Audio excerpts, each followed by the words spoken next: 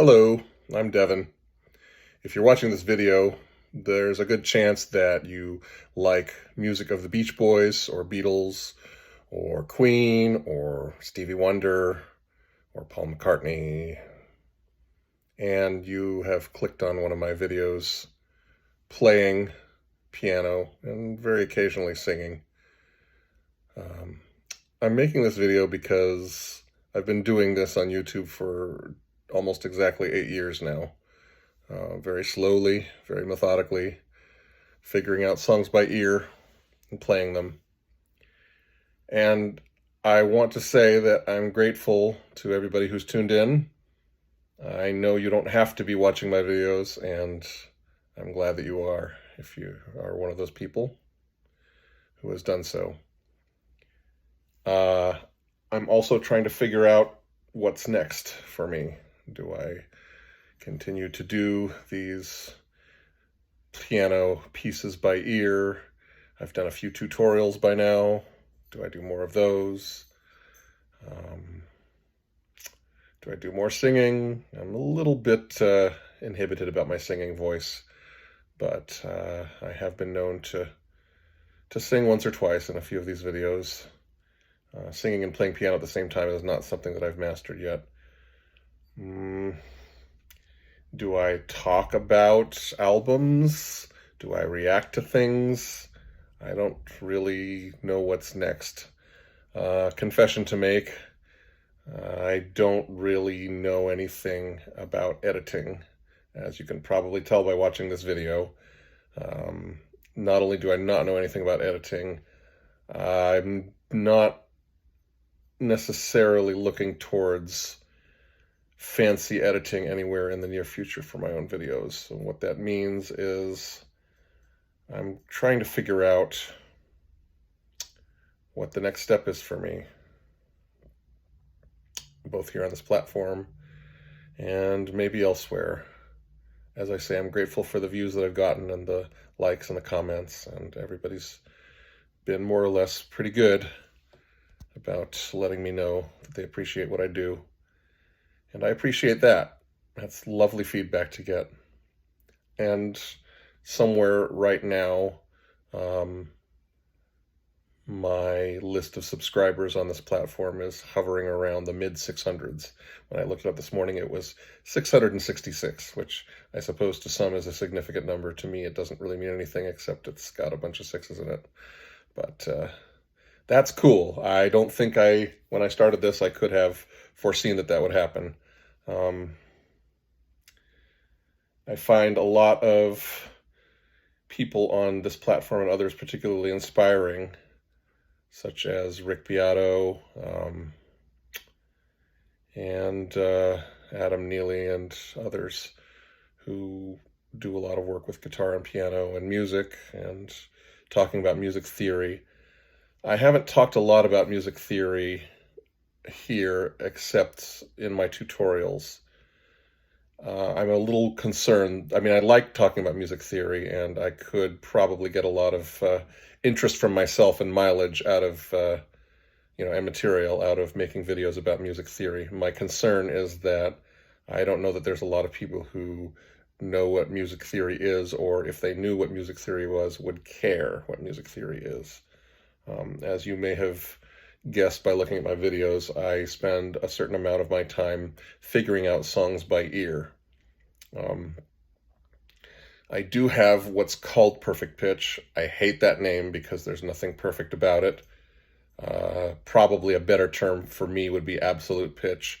What that means is that if I hear any note, I can usually tell instantly what note it is without any other reference tone, without any other frame of reference. If somebody plays a concert C on an oboe, I'll know instantly that that's a C. Some people learn how to figure that out by a certain young age, and they're the ones that are referred to as having quote-unquote perfect pitch or absolute pitch. I was one of those kids. I didn't know that I knew the names until probably high school age, but I do. If you want to know more about that, maybe I can talk about that in another video. Perfect pitch, some people see as some kind of party trick. Sometimes I see it that way. They also might see it as a bit of an unfair advantage. But the truth is, if you really want to be a decent musician, perfect pitch is only going to be one very small piece of the puzzle, in my opinion. And furthermore, there are many good musicians. There are far more great musicians who have amazing relative pitch, and they've trained themselves to that, than there are ones with perfect pitch. Statistically, I believe that's the case. And what that tells me is that perfect pitch is just a thing. It does not make you a better musician.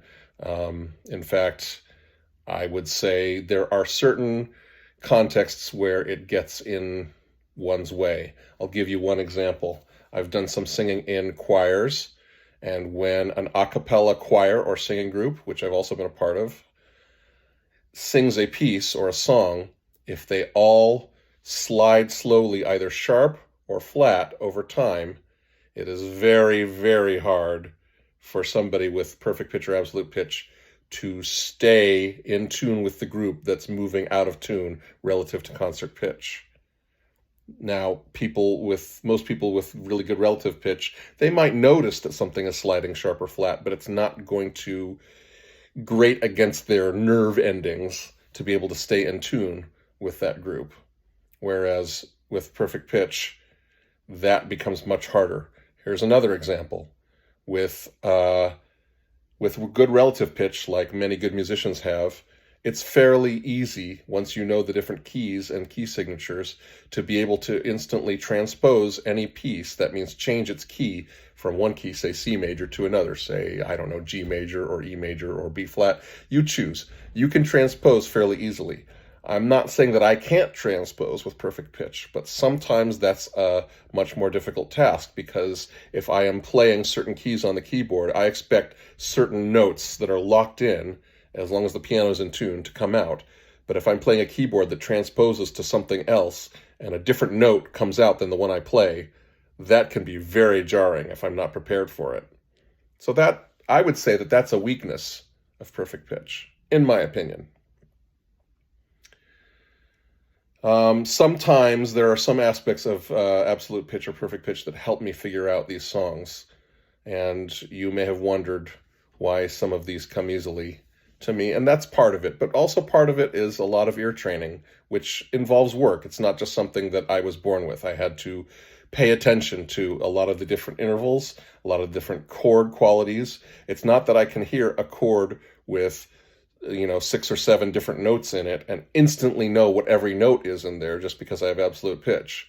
I still have to know what those qualities are, and I still have to pay close attention to figuring that out, just like every other musician would have to do if they're working with complicated pop or jazz or classical music. So sorry to get off on a little tangent there, but I guess I'm just trying to figure out what are the next steps for me.